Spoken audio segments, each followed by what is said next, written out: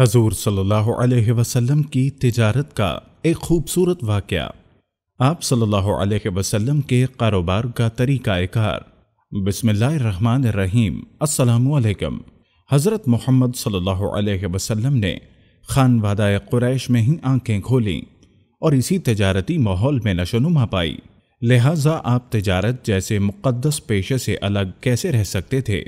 آپ کے چچا ابو طالب بھی تاجر تھے اور تجارت کے لیے دور دراز کے سفر اختیار کیا کرتے تھے۔ دادا کی وفات کے بعد انہوں نے آپ کی پرورش کا ذمہ اپنے کندھوں پر اٹھایا اور آپ کو اپنی اولاد سے بڑھ کر محبوب رکھا۔ اسی محبت کی بنا پر آپ کو اپنے ساتھ سفر پر بھی لے جانے لگے۔ نبی کریم صلی اللہ علیہ وسلم کی عمر مبارک 12 سال 2 ماہ ہو چکی تھی کہ آپ کے چچا ابو طالب نے قریش کے قافلہ تجارت کے ساتھ شام کا ارادہ کیا۔ مصائب سفر کے خیال سے ابو طالب کا ارادہ آپ کو ہمراہ لے جانے کا نہ تھا۔ عین روانگی کے وقت آپ کے چہرے پر حزن اور ملال کے آثار دیکھے، اس لیے آپ کو اپنے ہمراہ لے لیا اور روانہ ہوئے۔ جب شہر بصرہ کے قریب پہنچے تو وہاں ایک نصرانی راہب تھا جس کا نام جرجیس تھا اور بحیرہ راہب کے نام سے مشہور تھا۔ بحیرہ کی آپ سے ملاقات ہوئی۔ اس نے حضور صلی اللہ علیہ وسلم کے پرنور چہرے پر علامات نبوت دیکھیں اور آپ کو آنے والے نبی کی پیشن گوئی کا مصادق پایا تو حضرت ابو طالب کو تاکید کی کہ یہ لڑکا بڑا ہو کر عظیم الشان بنے گا، لہٰذا اسے شام کے یہودی دشمنوں سے بچایا جائے۔ چنانچہ حضرت ابو طالب نے فی الفور آپ کو مکہ واپس بھیج دیا۔ حضور اقدس صلی اللہ علیہ وسلم کا اصلی خاندانی پیشہ تجارت تھا اور آپ بچپن ہی میں ابو طالب کے ساتھ کئی بار تجارتی سفر فرما چکے تھے، جس سے آپ کو تجارتی لین دین کا کافی تجربہ بھی حاصل ہو چکا تھا۔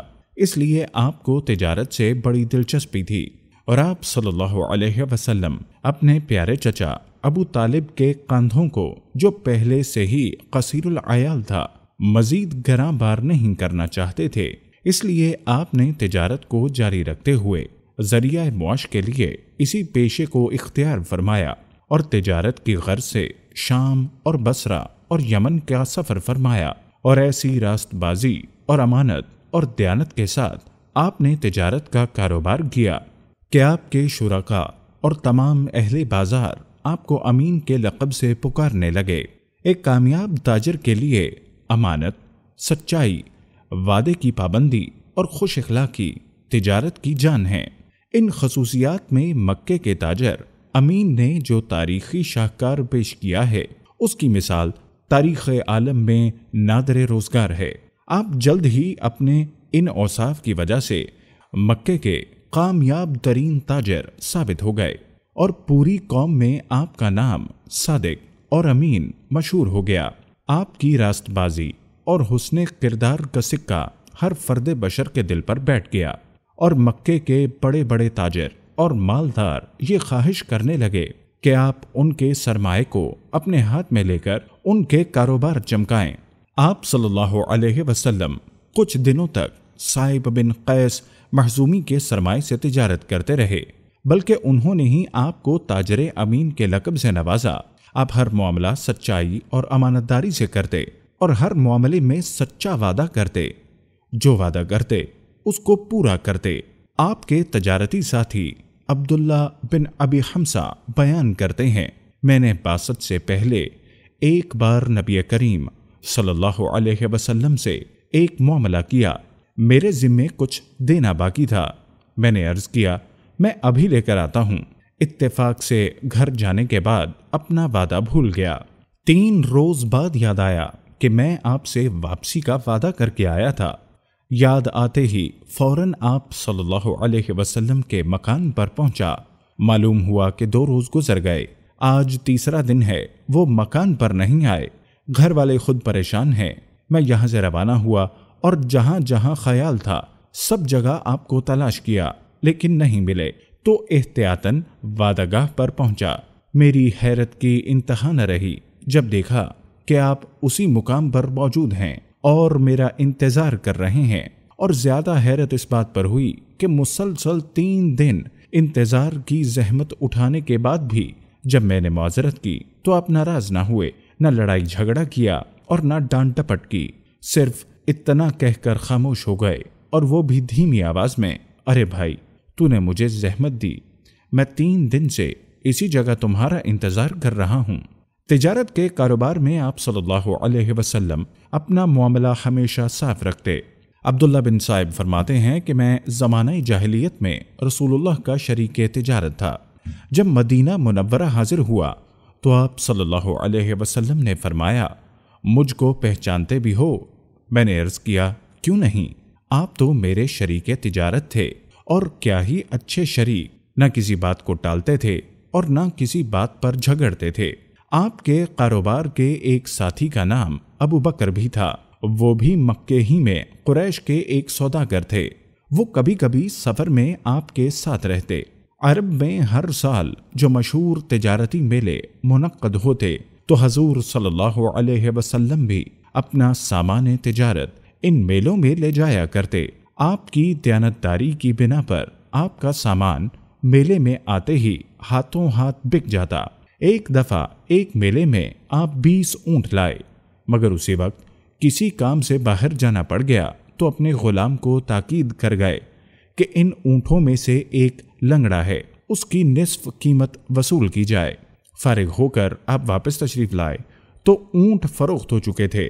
غلام سے دریافت کیا تو اس نے معذرت کی کہ مجھے خریداروں کو لنگڑے اونٹ کی بات بتانا یاد نہیں رہا، اور میں نے اس کی بھی وہی قیمت وصول کر لی۔ آپ نے خریداروں کا پتہ دریافت کیا تو اس نے بتایا کہ وہ یمن کی طرف سے آئے تھے۔ آپ صلی اللہ علیہ وسلم کو اس واقعے پر بڑا ملال تھا۔ فوراً غلام کو ساتھ لیا اور گھوڑے پر سوار ہو کر ان کی تلاش میں چل دیے۔ 1 دن اور 1 رات کی مسافت طے کرنے کے بعد ان کو پا لیا اور ان سے پوچھا، تم نے یہ اونٹ کہاں سے خریدے ہیں؟ وہ بولے، ہمارے مالک نے ہمیں یمن سے میلے میں محمد بن عبداللہ کے تمام اونٹ خریدنے کے لیے بھیجا تھا، اور تاکید کی تھی کہ اس کے سوا کسی اور سے کچھ سامان نہ خریدنا۔ ہم وہاں 3 دن تک محمد کے مال کو تلاش کرتے رہے۔ آخر 3 دن کے بعد ان کا مال منڈی میں آیا تو ہم نے اطلاع پاتے ہی خرید لیا۔ آپ نے فرمایا، بھائیو، ان اونٹوں میں سے ایک اونٹ لنگڑا ہے، سودا کرتے ہوئے میرا ملازم بتانا بھول گیا، اب وہ اونٹ مجھے دے دو اور اس کی قیمت واپس لے لو، یا پھر اس کی آدھی قیمت مجھ سے وصول کر لو۔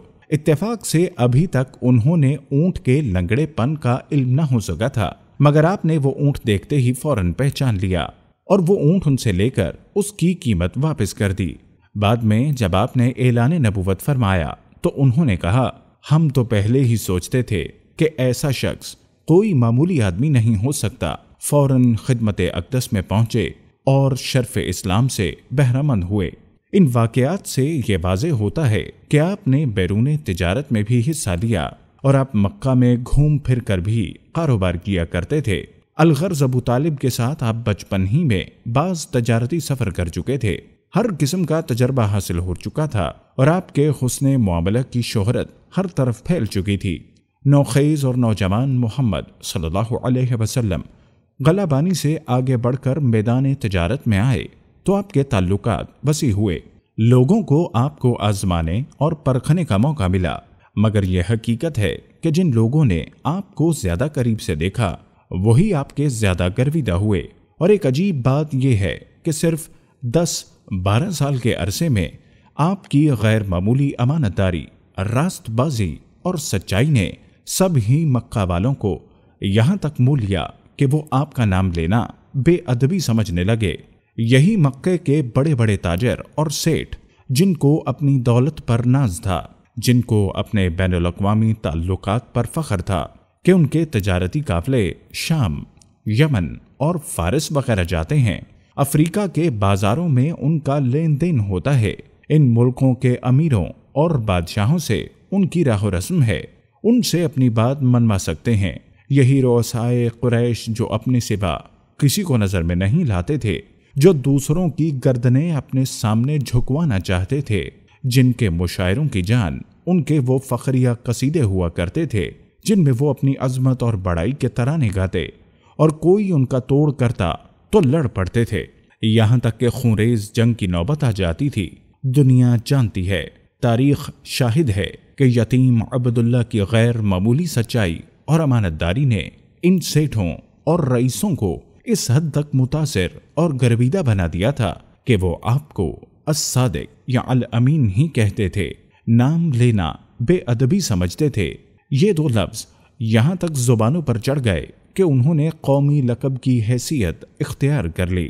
ان دنوں مکے میں سب سے زیادہ مالدار ایک معزز خاتون سیدہ خدیجہ بنت خولید تھیں، جو 2 بار بیوہ ہو چکی تھیں۔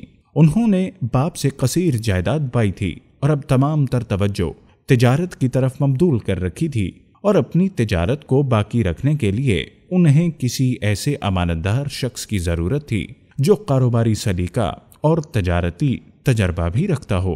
نبی صلی اللہ علیہ وسلم کی عمر اگرچہ تقریباً 23 سال تھی، مگر آپ کے اوصاف حمیدہ کے چرچے شروع ہو گئے تھے۔ کاروباری سلیقے کی بھی شہرت ہو چکی تھی، اور تجارتی قافلے کے ساتھ شام جا کر بیرونی تجارت کا بھی آپ کو تجربہ ہو چکا تھا۔ تو انہوں نے خواہش ظاہر کی کہ حضور ان کا سامان تجارت سرزمین شام کی طرف لے جائیں، اور معاملہ یہ طے ہوا کہ وہ آپ کو دوسرے لوگوں کی بنسبت دگنا منافع دیں گی۔ آپ نے اپنے چچا ابو طالب سے مشورہ کرنے کے بعد یہ پیشکش قبول فرما لی، اور 23 یا 24 برس کی عمر میں دوسری بار شام کی طرف روانہ ہوئے۔ واپسی پر آپ نے ایسا مال تلاش کیا جس کا مکے میں فوراً نقاص ہو جائے۔ آپ نے شام سے یہ مال لا کر مکہ معظمہ میں فروخت کیا تو کافی منافع ہوا۔ حضرت خدیجہ نے شام جاتے وقت جب مال سپرد کیا تو اپنے بھروسے مند غلام میسرہ کو بھی ساتھ کر دیا۔ بہانہ یہ تھا کہ وہ خدمت کرتے رہیں گے، اور مقصد یہ تھا کہ مال کی نگرانی بھی رکھیں اور حضور کے عادات و اخلاق کی بھی گہرائی سے مطالعہ کرتے رہیں۔ سفر شام سے واپسی پر حضور نے مال کا منافع حضرت خدیجہ کے سپرد کیا، اور میسرہ نے نہ صرف امانت داری بلکہ آپ کے عام اخلاق کی بھی ایسی تعریف کی کہ خدیجہ، جو اپنی زندگی کا یہ آخری دور کسی راست باز کے حوالے کرنا چاہتی تھیں، دامان محمد میں ان کو گوہر مراد نظر آنے لگا۔ چنانچہ سفر شام سے واپسی کے 2 ماہ 25 روز بعد حضرت خدیجہ نے آپ کو نکاح کا پیام دیا۔ آپ نے اپنے چچا کے مشورے سے اس کو قبول کیا، اور 25 برس کی عمر میں اپنے سے 15 سال بڑی اور 2 بار بیوہ ہو چکی خاتون کے ساتھ نکاح کیا۔ نکاح کے بعد حضرت خدیجہ نے اپنا مال حضور کے قدموں پر نچھاور کر دیا، مگر آپ نے ان کا سارا مال غریبوں، بیواؤں اور یتیموں کی امداد پر صرف کر دیا، اور اپنی معاش تجارت کو باقی رکھا۔ اس سے اپنے کنبے کی گزر بسر کرتے۔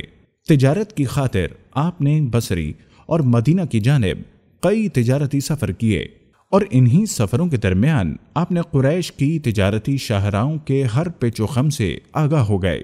خصوصاً مدینہ کے سیاسی اور جغرافیائی حیثیت اچھی طرح سمجھ لی۔ چند ارشادات نبوی اور نقل کر دینا مناسب سمجھتا ہوں، جن سے تجارت اور تجارت پیشہ لوگوں کی عظمت واضح ہو۔ تجارت میں امت کے لیے آپ کا مقرر کردہ اصول بھی سامنے آ سکے۔ آپ سے ایک بار سوال کیا گیا، کون سی کمائی پاکیزہ ترین ہے؟ آپ نے فرمایا، اپنے ہاتھوں سے کام کرنا اور ہر حلال اور جائز خرید و فروخت۔ تجارت میں حسن معاملہ، صداقت و دیانت اور راست بازی کی ہر دم تاکیدی نصیحت فرماتے رہے۔ فرمایا، قیامت کے روز تاجر فجار کی حیثیت سے اٹھائے جائیں گے، بجز اس تاجر کے جو اپنے معاملات میں خدا ترس رہا ہو، لوگوں سے حسن سلوک کیا ہو، اور ہر معاملے میں سچائی کا دامن تھامے رکھا ہو۔ اسی طرح فرمایا، امانت دار اور راست باز تاجر قیامت کے دن صدیقوں اور شہیدوں کے ساتھ اٹھایا جائے گا۔ آپ صلی اللہ علیہ وسلم نے بیع میں زیادہ قسمیں کھانے سے منع فرمایا۔ بیع میں زیادہ قسمیں کھانے سے احتیاط برتو، کیونکہ اس طرح مال تو بک جاتا ہے مگر برکت جاتی رہتی ہے۔ آخری بات یہ ہے کہ بیع کرنے والوں کا سب سے پہلے آپ نے تاجر نام رکھا۔ پہلے کہا جاتا تھا، اور اس نئے نام کو تمام لوگوں نے بہت پسند کیا۔ دعا ہے کہ اللہ پاک تمام اہل اسلام کو حضور کی سیرت پر عمل کرنے کی توفیق عطا فرمائے۔ آمین یا رب العالمین۔